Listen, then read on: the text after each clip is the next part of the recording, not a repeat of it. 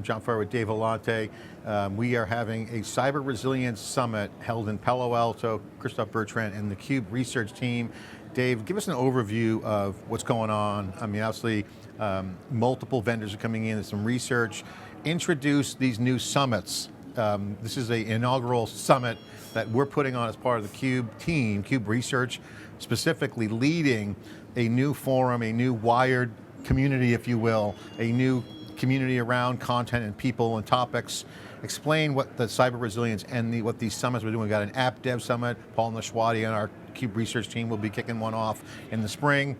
You'll see a lot of these summits come from the CUBE research team, building on the success of kind of what we're doing here with NYC Wired, where we want to bring in a lot more velocity to conversations, bring people together, get the data, share that in real time, high frequency insights, again, what we love coming out. Again, it's unique in the sense of it's the CUBE, but there's research component. Yeah, and we're going to see. Take a minute to explain what's going on with these summits. And we're also going to see agents in action, so all of our research areas are going to What are these summits about? So it really stems from the experience and the learnings from our supercloud. Superclouds, what did we learn? We learned that they were thematic, we learned that they were community oriented, we learned that people wanted to gather, and we brought them into our Palo Alto studio and we created a format around that, and they've been huge success. I think we've had 7 superclouds. It reached millions of folks across the portfolio. So the idea behind the summits is they're very topically focused and they're driven, as you say, by research. So it's underpinned by real research, custom-based or survey-based research, really focused on a topic, bringing together a community of thought leaders, and then, but not just talking about thought leadership, putting it into action. So the Cyber Resiliency Summit is really looking at the transformation of let's call it data backup, which used to be tape, offsite tape, it became sort of with data domain, this faster backup, but backup was always a bolt-on.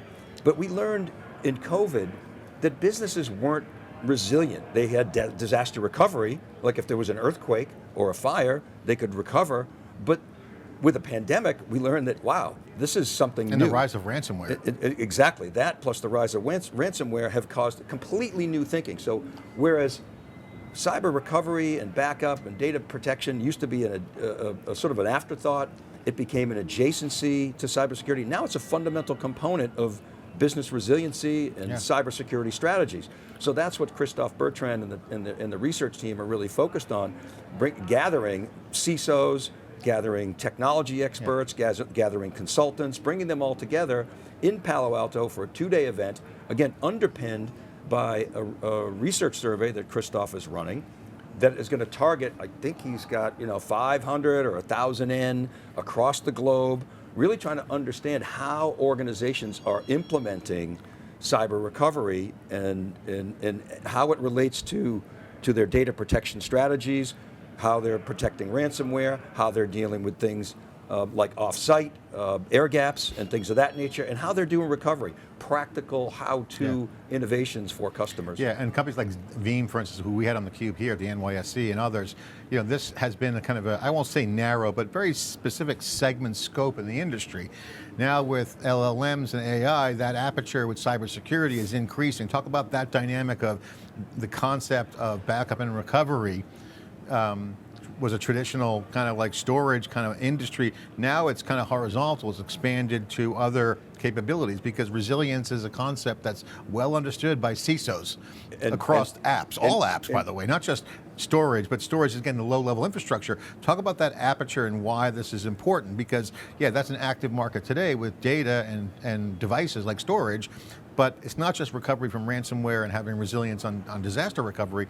There's actually resilience involved in the automation side as agents come in. Talk about that dynamic. Yeah, and I just mentioned, 2 years ago we saw this and with the help of Dell, one of our sponsors, we were able to cover this on a year-long program that we did that ended in a summit in Palo Alto. And you're right, the new here is really automation and AI, how you can inject AI for a number of things. One is to lower cost and drive out a lot of those mundane tasks, whether it's reporting, getting better analytics, and also just doing more with automation because people are drowning in things like alerts.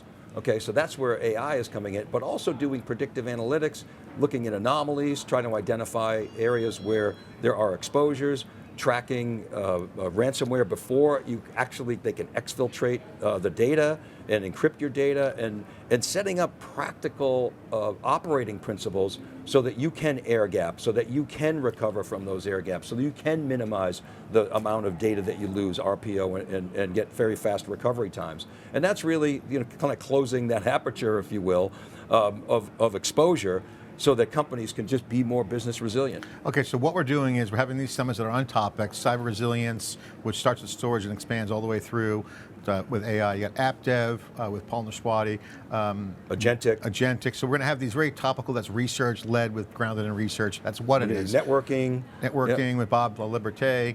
Each analyst will then play, so we'll have a market basket of companies coming in and leaders, right? Correct. And customers that are serve as use cases for best practice, and we've done that, as you know, we've done that a lot with firms like Walmart and many others. So. Okay, so that's the what. So I have to ask you, what's the why? Why are we doing this? So the why is because we want to help practitioners better understand what is capable in terms of best practice, and we want to educate them and inspire them to take action so that they can drive value for their businesses. I mean, that is the why, is to serve that audience, and as I say, expose them to those innovations and try to sift through what's real and what's really, further out, and so that they can figure out where they are in that maturity curve and then target the things that can drive value for their companies, fast ROI, lower their risk, and just develop better businesses. So we got the what, we got the why.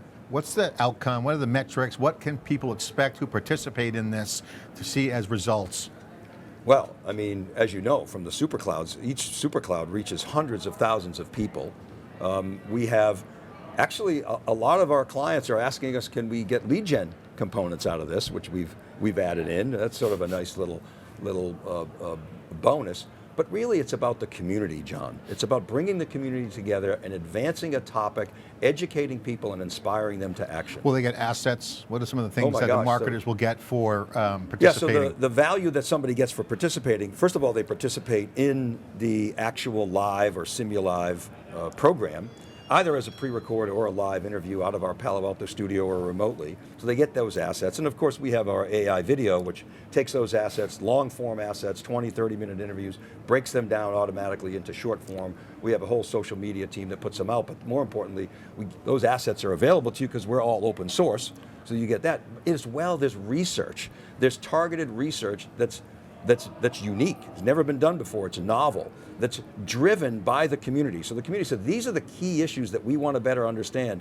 Go out and do some surveys so that we can understand them, both internet, web-based surveys, but also in-depth interviews with technologists and practitioners so that we can go deeper and understand that. And then our research team puts that together. They develop maturity models, they develop market models, and then present that to individual customers. The other thing that sponsors get is they get that study customized in terms of what this means for you, with recommendations around how they should proceed based on the research and the data and the findings of those studies. So I'm a CMO, why should I get involved? What's the impact? What does it mean for me? What do I get out of it? Is it an increase in sales enablement? What is the bottom line? Why should I jump and get into this, besides those reasons of getting the assets and being relevant and cool at the same time? There's so much uncertainty in the market right now, and so much hype, and so we're going to cut through that and help people understand where they can put their investments, what's real, and what will give them the best return on their investment.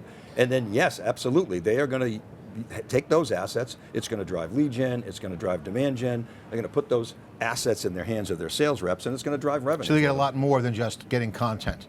Oh yeah, absolutely. Actionable assets to deploy. It's content that is deployable. Their salespeople, the best salespeople in our community use this stuff, and we get consistent feedback from salespeople in our community.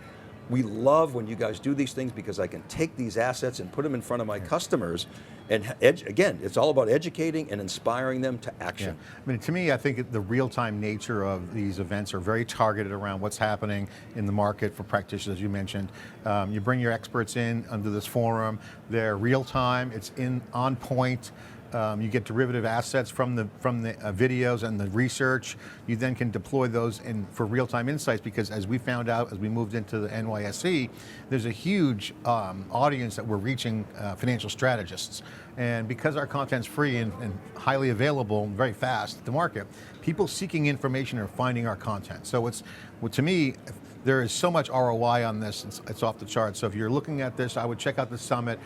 You get in, you do something once, and you have multiple benefits, multifold capabilities.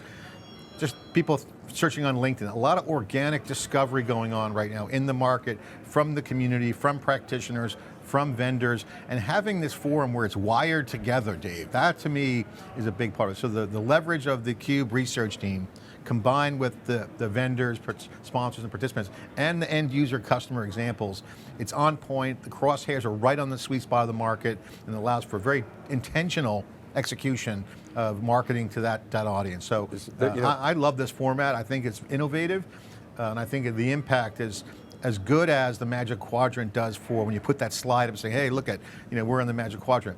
Well, when you come on the video, you are the leader, you can hear it.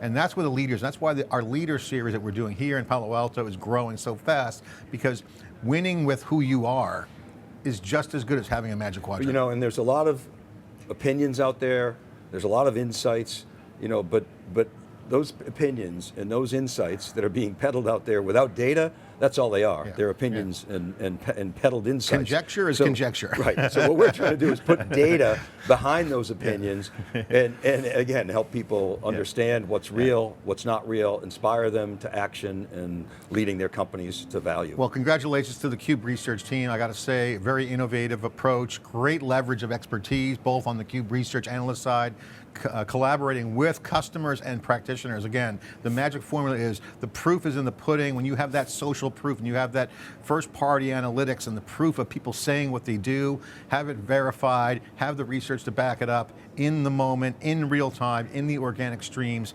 It's earned insights. I call it earned insights, but that's kind of what's happening. High frequency data hitting the market. Great new way. Again, we're in Wall Street. You remember how high frequency trading changed the game on Wall Street. High frequency insights changing the game on how you market and how you use your analysts partners. So check it out. Check out our new summits that's research led. First one up, Christophe Bertrand's doing it with theCUBE.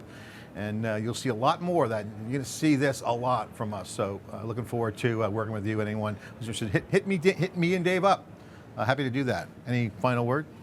Yeah, super excited as well. I mean, this basically complements what we've done with our super clouds and super studios, and now what we're doing here with NYSE, and I am as well. Yeah, a lot of video coming out of these two super pops. These are points of presence.